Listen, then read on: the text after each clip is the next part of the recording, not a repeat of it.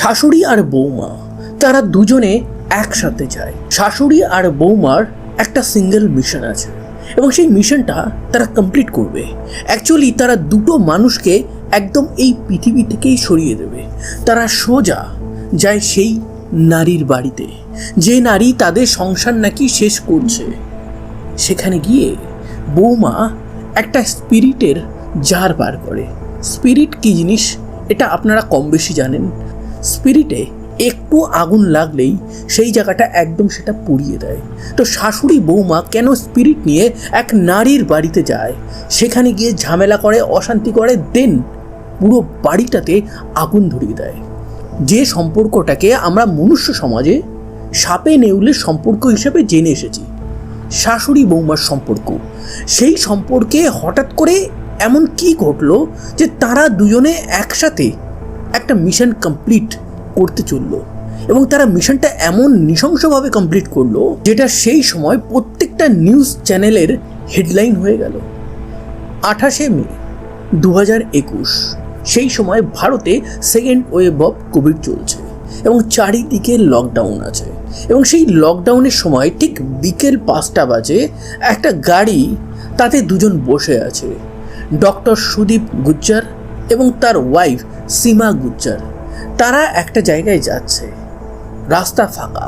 হঠাৎই একটা স্প্লেন্ডার বাইকে দুজন বসে তাদেরকে ওভারটেক করে তাদের সামনেই এসে দাঁড়ায় এবং এই সমস্ত জিনিস সিসিটিভিতে ধরা পড়ছে। বাইকের পেছনে যে বসে আছে সে গামছা পরে আছে এবং যে বাইক চালাচ্ছিল সে গামছাও বা কোনো মুখের ঢাকা দেওয়াই নেই। তারা দুজনে নামে। এতে বসে থাকা ডক্টর সুদীপ গুজ্জার সে জানলার কাচ নামায় এবং নামাতেই গামছাওয়ালা সেই ব্যক্তি সোজা সুদীপ গুজ্জারের মাথায় একটা গুলি চালিয়ে দেয় এবং তার খানিকক্ষণ পরেই সেই গামছাওয়ালা ব্যক্তি আবার গুলি চালায়। এবার সে গুলিটা চালায় ডক্টর সীমা গুজ্জারের উপর। দুজনের অবস্থাই ওখানে খারাপ হয়ে যায়। আশেপাশে কিছু লোক তখন বেরিয়ে এসেছিল।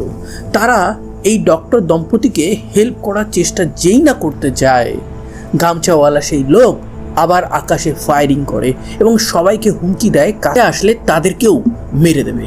তো ভয়ে কেউ যেতে পারে না। তারা যখন বাইক করে চলে যায় তখন ফাইনালি সমস্ত লোক গিয়ে দেখতে পায় উনি ডাক্তার। তারা রক্তাক্ত অবস্থায় তাদের গাড়ির মধ্যেই পড়ে আছে।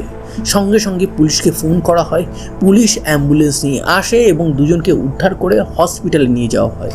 হসপিটালে নিয়ে যাওয়ার পর জানা যায় ডক্টর সন্দীপ গুজ্জার সে অলরেডি গাড়ির মধ্যেই মারা গেছিল। ডক্টর সীমা গুজ্জার 1 ঘন্টার জন্য ফাইট করে, কিন্তু তারপরে সে নিজেও হার মেনে যায়। কিন্তু এই ডাক্তার দম্পতির এরকম অবস্থা কেন হলো? রাজস্থানের ভরতপুরে এই ডাক্তার দম্পতিকে সবাই চিনত। ডাক্তার দম্পতির ওই শহরেই একটা হসপিটাল ছিল, রাম গুপ্তা মেমোরিয়াল হসপিটাল, এবং সেই হসপিটালের ওনার ছিল ডক্টর সীমা গুপ্তা। ডক্টর সীমা গুপ্তা ছিল গাইনোকোলজিস্ট। তার সাথে সাথে তার যে হাজবেন্ড সে ডক্টর সন্দীপ গুজ্জার, সে ওই হসপিটালে জেনারেল ফিজিশিয়ান হিসাবে কাজ করত। তার সাথে সাথে পাশেই আর একটা সরকারি হসপিটালে সে প্র্যাকটিসও করত। সবাই তাদেরকে খুব ভালো মানুষ হিসাবে চিনত। তারা ওই হসপিটালের টপ ফ্লোরে তাদের 2 সন্তানকে নিয়ে থাকতো এবং তাদেরকে সবাই রেসপন্সিবল ডক্টর হিসেবেই চিনত। যাতে কোনো রুগীর কোনো অসুবিধা না হয় সেই কারণে তারা ডিসাইড করেছিল তারা আলাদা কোথাও বাড়ি বানাবে না। তারা ওখানেই ওই হসপিটালের টপ ফ্লোরে থাকবে যাতে প্রত্যেকটা রুগীকে ইনস্ট্যান্ট চিকিৎসা দিতে পারে। সমস্ত কিছু তো ভালো চলছিল, তাহলে এই ডাক্তার দম্পতিকে কে মারলো, কেন মারলো, কিভাবে মারলো, এই জিনিসটাই পুলিশকে খুঁজে বার করতে হবে। পুলিশের কাছে অলরেডি সিসিটিভি ফুটেজ চলে এসেছে এবং সেই সিসিটিভি ফুটেজে গামছা পরে যে লোকটা এসেছিল, যে গুলি চালিয়েছে, তাকে তো চেনা যাচ্ছে না, কিন্তু যে বাইক চালাচ্ছিল তাকে পুলিশের কোথাও না কোথাও চেনা জানা লাগছিল এবং তাকে দেখেই পুলিশ বুঝতে পারে এ কোনো না কোনো ক্রিমিনাল অ্যাক্টিভিটিতে আগেও জড়িত ছিল। পুলিশের খাতাতে তার নামও ছিল। তার নাম বেরিয়ে আসে মহেশ। এবার মহেশ আর ওই গামছাওয়ালা লোকটা এই কর্মকাণ্ড কেন করলো? তারা বাইকের নাম্বারটা আইডেন্টিফাই করে। দেন পুলিশ ওই বাইক ওনারের কাছে যায়। বাইক ওনারকে গিয়ে যখন পুলিশ ধরে থানাতে আনে এবং কোশ্চেনিং শুরু করে, তখন বাইক ওনার বলে যে স্যার আমি কিচ্ছু জানি না, আমি সুদে টাকা নিয়েছিলাম ভলুর কাছ থেকে, কিন্তু সেই টাকাটার ইন্টারেস্ট এত বেশি ছিল আমি সেই টাকাটা ফেরতই দিতে পারছিলাম না। এই কারণে কয়েক সপ্তাহ আগে ভলু আমার এই বাইকটা নিয়ে তার কাছে রেখে দেয়। এবার এই ভলুকে পুলিশ যায়, ভলুকে পায় অ্যান্ড দেন তাকে তুলে নিয়ে আসে। তাকে যখন কোশ্চেনিং করা হয় তখন এমন সমস্ত জিনিস বেরিয়ে আসে যাদেরকে আপাত দৃষ্টিতে ভিকটিম মনে হচ্ছিল তারাও অ্যাকচুয়ালি ক্রিমিনাল বেরিয়ে আসে। তার মানে আমি সোজাসুজি বলছি, ওই ডাক্তার দম্পতির প্রতি আপনাদের যতটা সহানুভূতি এতক্ষণে হয়েছিল, ঘটনা শেষ করার পর সেই সমস্ত কিছু ডিলিট হতে চলেছিল। 2015 সাল, ডক্টর দম্পতি তাদের হসপিটালের জন্য একটা রিসেপশনিস্ট খুঁজছে। তারা খুঁজতে খুঁজতে একজনের খোঁজ পায়, তার নাম হচ্ছে দীপা গুজ্জার। এই দীপার একটা ব্যাক হিস্ট্রি আছে। দীপা কম বয়সে প্রেম করে পালিয়ে বিয়ে করেছিল, কিন্তু বিয়ের পরেই সে বুঝতে পারে সে যাকে বিয়ে করেছে সে মোটেও খুব একটা সুবিধার মানুষ না। মাঝে মাঝেই এই দীপাকে নানান কারণে তার হাজব্যান্ড সন্দেহ করত, মারত এবং নানান রকম অত্যাচার করত। মাঝেই তার একটা সন্তান হয়ে যায়, আর সন্তান হয়ে গেলে কোনো নারী ওখানেই আটকে থেকে যায়।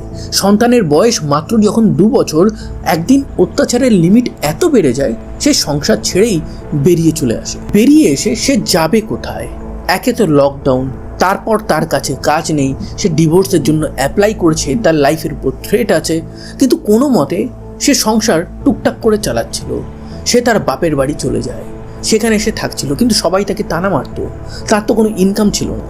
তো সে ডিসাইড করে তার কিছু ইনকাম লাগবে। এই কারণে ওই ভরতপুর শহরে কোথায় কোথায় জবের কোনো অ্যাপ্লিকেশন বেরিয়েছে সেগুলো সে চেক করতে করতে সোজা পৌঁছে যায় রামগুপ্তা মেমোরিয়াল হসপিটালে। ওই হসপিটালের মালিক দিলদরিয়া ডক্টর সীমা গুজ্জার, সে দীপার পুরো ঘটনা, পুরো লাইফ হিস্ট্রি শুনে খুব কষ্ট পায়। সেভাবে যে আমি তো একটা নারী, আমি একটা নারী হয়ে আর একটা নারীর হেল্প করব। সে দীপাকে হেল্প করে, সে দীপাকে রিসেপশনিস্টের জবটা দেয়। সে খুব মন দিয়ে এই রিসেপশনিস্টের জবটা করছিল। সেটা দেখে ডক্টর সীমা গুজ্জার খুব খুশি হয় এবং তার সাথে সাথে আরও একজন খুশি হয়, সেটা হচ্ছে ওই হসপিটালের জেনারেল ফিজিশিয়ান কাম ডক্টর সীমা গুপ্তর হাজব্যান্ড সন্দীপ গুজ্জার। এই সন্দীপ প্রত্যেক দিন যখন হসপিটালে যেত, কথা বলতো, প্রথম এটা একটা প্রফেশনাল টক ছিল, ভালো মন্দ কাজের ব্যাপারে খোঁজখবর নেওয়া। আস্তে আস্তে হসপিটালে অনেক কিছু ঘটতে থাকে। হসপিটালের বাদবাকি কর্মচারীরা একটা জিনিস ক্লিয়ারলি দেখতে পায়, প্রফেশনাল সম্পর্ক আস্তে আস্তে একটা ক্লোজ বন্ধুত্বের সম্পর্কে চলে গেছে। ডক্টর সন্দীপ গুজ্জার এবং দীপা তারা খুব ভালো ফ্রেন্ড হয়ে গেছে। আগে কিন্তু ডক্টর সন্দীপ গুজ্জার এত ফ্রিকোয়েন্টলি হসপিটালে আসতো না, তার অ্যাপয়েন্টমেন্ট থাকলেই সে আসতো, কিন্তু এখন সে রোজ আসছে এবং এসেই সে দীপাকে চেম্বারে ডেকে নিত এবং তার সাথে নানান গল্প করত। সবাই বুঝতে পারত এই জিনিসটা ডক্টর সীমা গুজ্জারের চোখের আড়ালেই রয়ে গেছিল। আস্তে আস্তে এই বন্ধুত্বটা প্রেমে রূপান্তরিত হয় এবং সেই প্রেম একটা হোটেলে গিয়ে বলতে পারেন আনস্যাটিসফাইড পরিপূর্ণতা পায়। আমি কি বলছি সেটা আপনারা বুঝেই গেছেন। কিন্তু এই যে পরকীয়া সম্পর্ক বা এই যে ইল্লিগাল প্রেমগুলো, এগুলো আপনি যতই লোকান না কেন, আজকাল পরশু মানুষ জানতেই পারবে। তো এই ক্ষেত্রে ডক্টর সীমা গুজ্জার এটা জানতে পারে এবং ডাইরেক্টলি সে তার হাজব্যান্ডকে কনফ্রন্ট করে, বলে, বোঝায় অ্যান্ড বলে যে তুমি দীপার থেকে দূরে থাকো, তুমি ওকে ভুলে যাও, এটা সম্ভব না, তুমি আমার হাজব্যান্ড, তোমার 2টো সন্তান আছে, তুমি 2টো সন্তানের দিকে ভেবে এই সমস্ত আর করো না। ডক্টর সন্দীপ প্রাথমিক্যালি সমস্ত কিছু থেকে দূরে থাকে, কিন্তু প্রেম ভালোবাসা এর থেকে বড় ভাইরাস হচ্ছে এই পরকীয়ার ওই কাঁঠালের আঠা সে আর ছাড়াতে পারেনি। সে আবার বাইরে নানান হোটেলে এই দীপার সাথে দেখা করতে শুরু করে।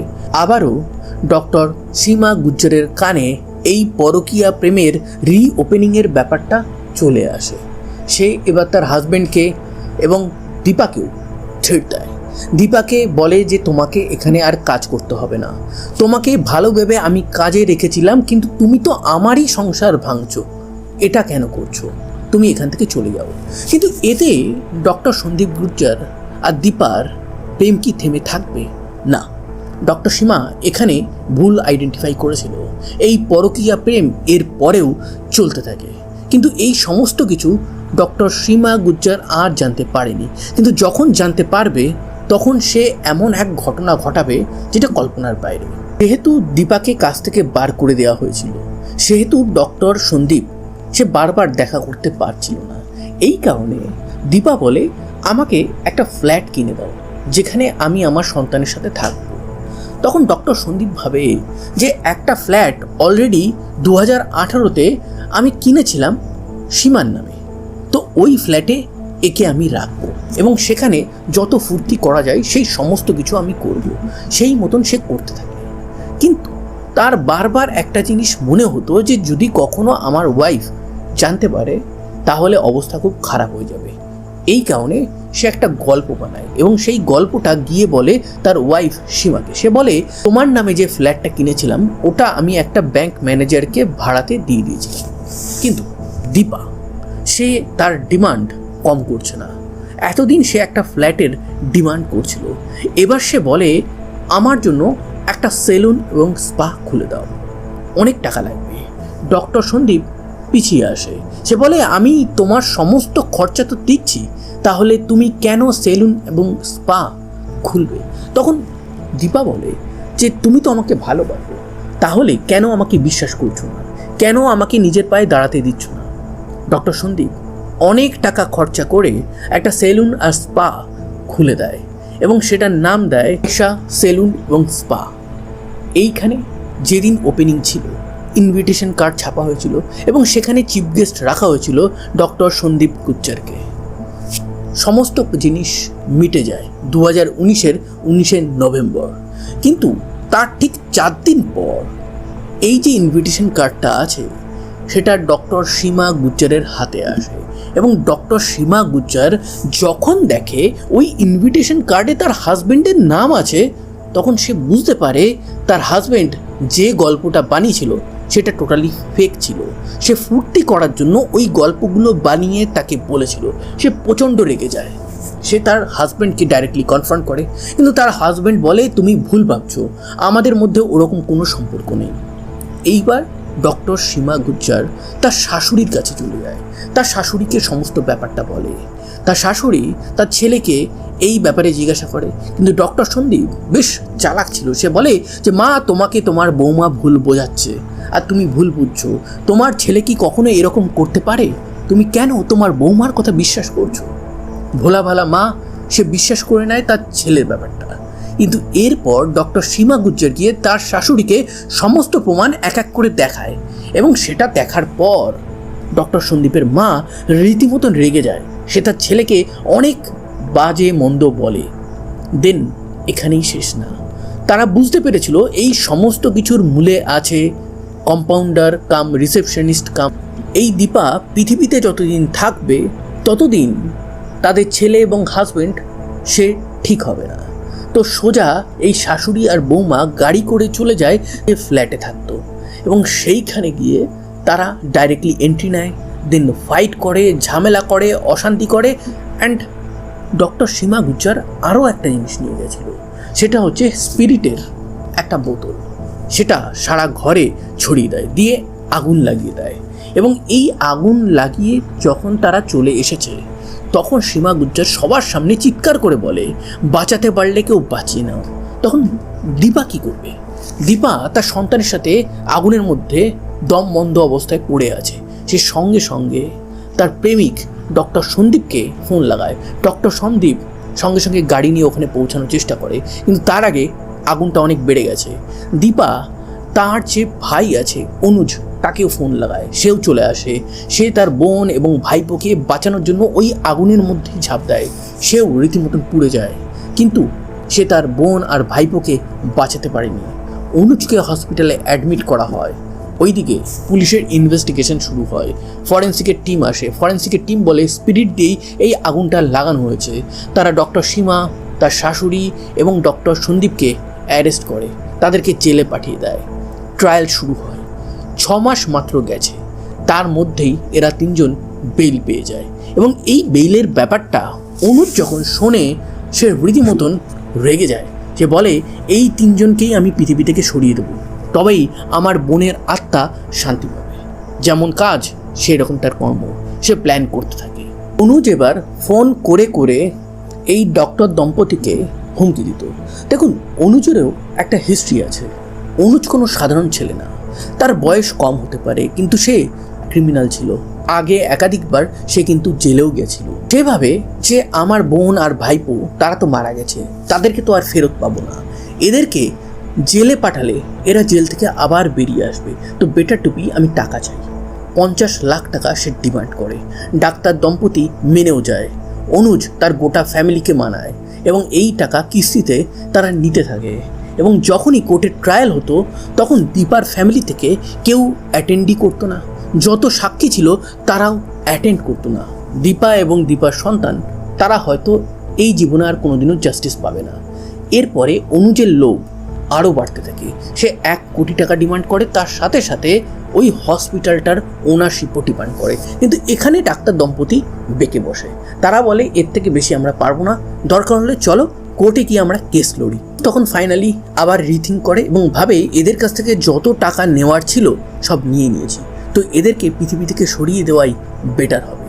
প্ল্যান করা হয়। অনুজের যে বড় দিদি ছিল, তার যে স্বামী ছিল সে ছিল সুদখোর, তার নাম ছিল ভোলু। এই ভোলু সমস্ত কিছুর ব্যবস্থা করে, টাকা পয়সা, বন্দুক, গাড়ি। তার এক ভাইরা ভাই ছিল মহেশ, এবং মহেশ আর অনুজ মিলে 28শে মে 2021 রাস্তার উপর সবার সামনে এই কর্মকাণ্ড ঘটায়। ঘটানোর পর তারা পালিয়ে যায়। সবাই তো ধরা পড়ে যায়, কিন্তু অনুজকে ধরতে পুলিশের অনেক বেগ পেতে হয়। 15 দিন পর ফাইনালি পুলিশ অনুজকে ধরতে পারে। পুরো যে গুলিকাণ্ডটা চলেছিল সেটা মাত্র 38 সেকেন্ডের ছিল, কিন্তু এই 38 সেকেন্ডেই কতগুলো লাইফকে একসাথে নিয়ে ডুবলো।